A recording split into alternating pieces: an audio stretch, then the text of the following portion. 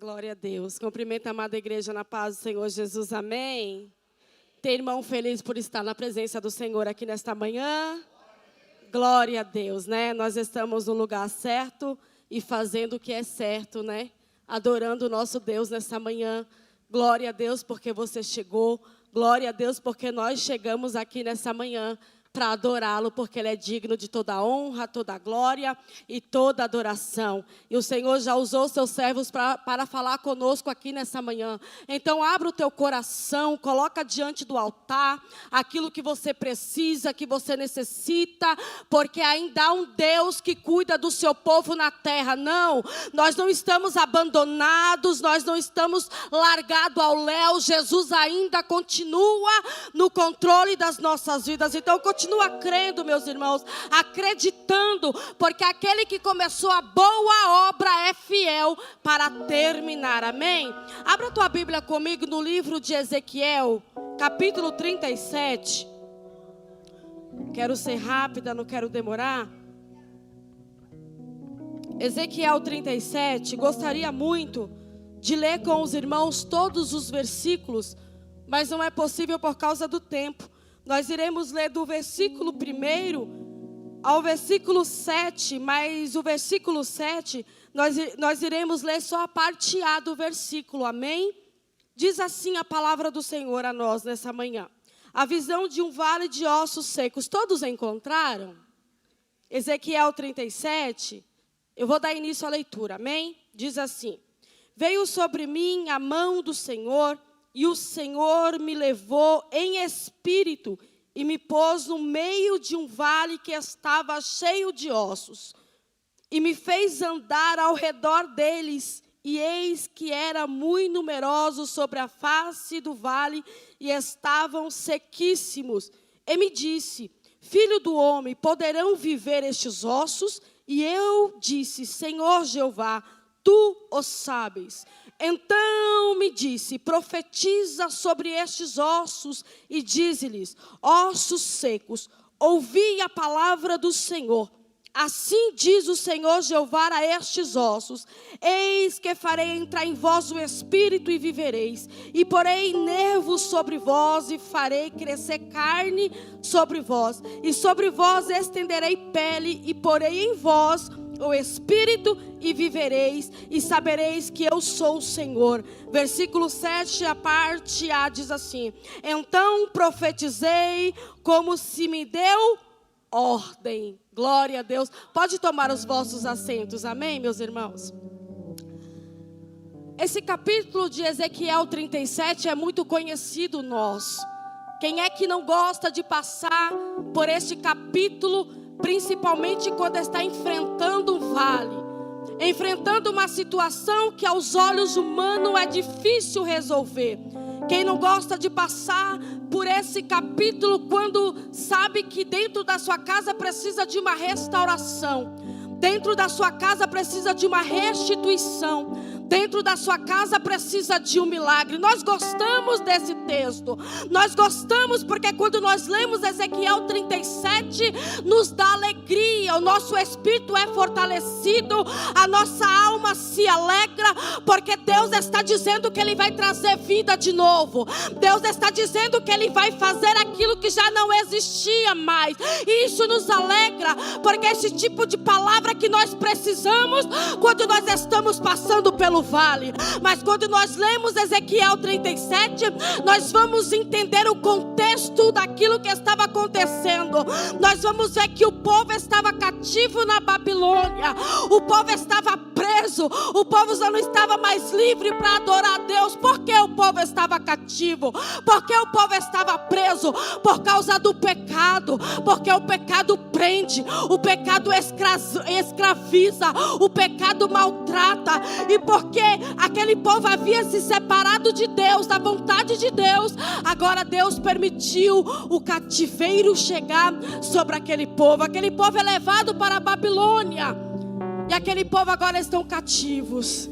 Aquele povo agora já não adora a Deus como adorava, já não vão e vêm como antes, porque se perdeu no meio do caminho, porque deixou de adorar, porque deixou a idolatria entrar no meio deles.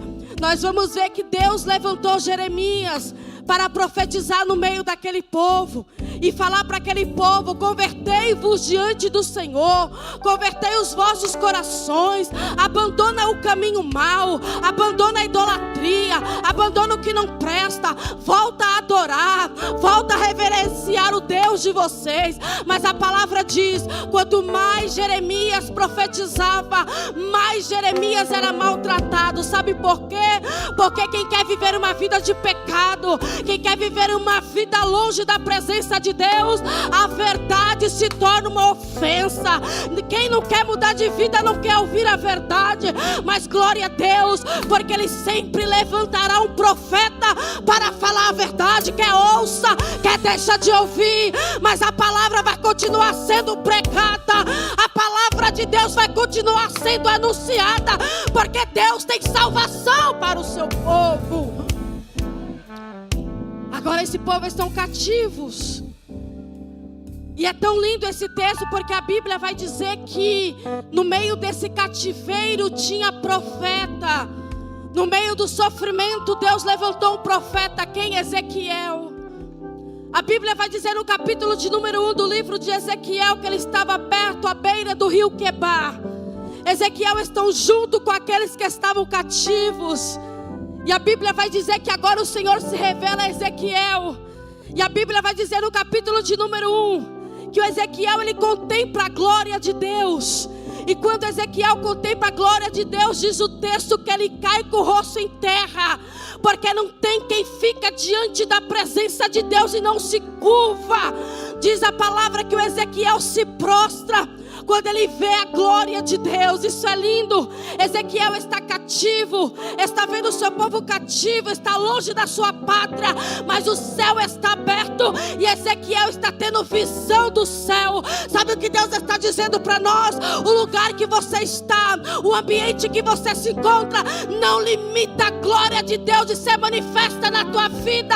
Tem gente que diz: ai, eu não sinto mais Deus, não vou mais além, por causa do lugar que eu moro, por causa do lugar que eu trabalho. E nessa manhã Deus está dizendo para nós: não, nada pode limitar a glória de Deus na tua vida. Deus só precisa de um coração quebrantado para que a glória dele seja manifesta. Capítulo de número 2 é o chamado de Ezequiel. Primeiro Deus mostra a sua glória, depois o Senhor apresenta o chamado a Ezequiel, porque não tem como viver chamado sem antes contemplar a glória de Deus. Não tem como viver chamado antes de se relacionar com Deus. Quer se relacionar com o teu chamado? Primeiro se relaciona com o dono do chamado. Primeiro ele conhece a glória, depois o Senhor apresentou o chamado a Ezequiel. Capítulo de número 3, Deus se apresenta a Ezequiel e diz para ele: come do rolo que eu vou te dar. Sabe por quê? Porque não adianta ter chamado e não ter Bíblia. Não adianta ter chamado e não ter palavra. Não adianta ter chamado e não ter ouvido para ouvir Deus. Primeiro precisamos nos alimentar, para depois querer alimentar alguém. Porque quem está vazio não tem nada para dar para ninguém. Ezequiel, mesmo cheio de Deus, vai para a Babilônia junto com todos, porque o concerto de Deus foi coletivo. Ezequiel vai, está no rio Quebar, mas tem visão do céu, tem revelação de Deus. E agora a visão que Ezequiel está tendo já não é mais da glória do Senhor, os céus abertos. Agora é um vale diante dele, e a única coisa que ele consegue contemplar é um monte de ossos sequíssimos. A Bíblia diz que o Espírito do Senhor levou Ezequiel àquele vale. O Espírito do Senhor pegou Ezequiel e levou a um vale. Ele já estava vivendo uma situação não tão boa.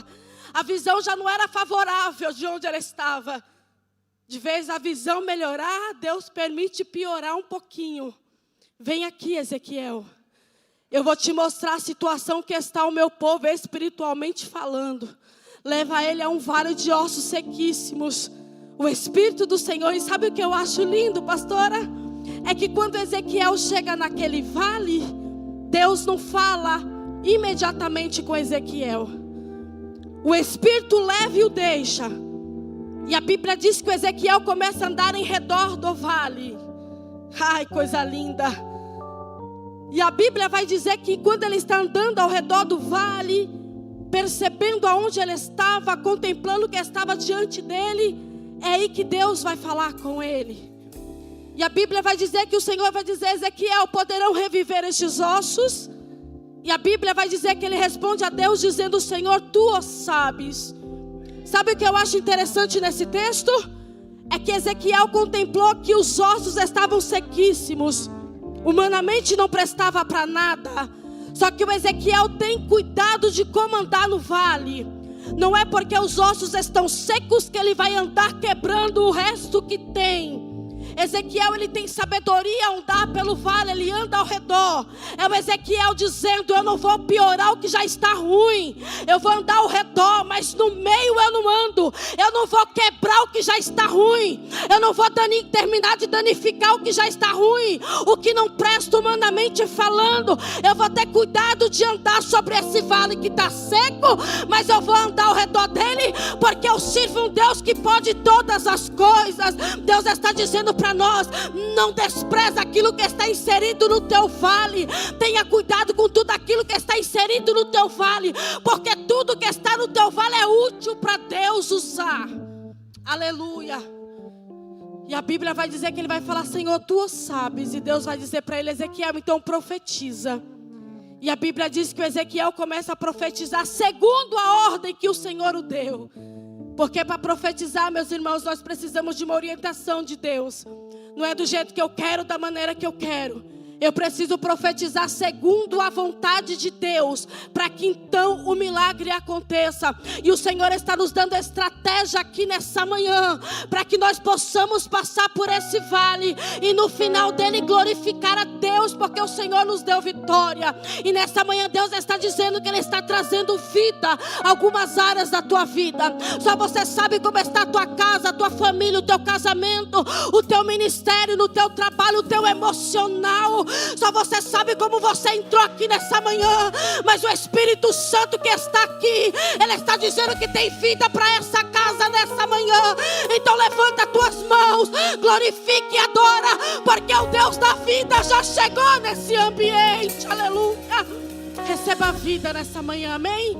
Continue profetizando, porque aquele que nos deu a ordem para profetizar é o mesmo que vai fazer o milagre acontecer nas nossas vidas. E eu agradeço a minha oportunidade em nome de Jesus.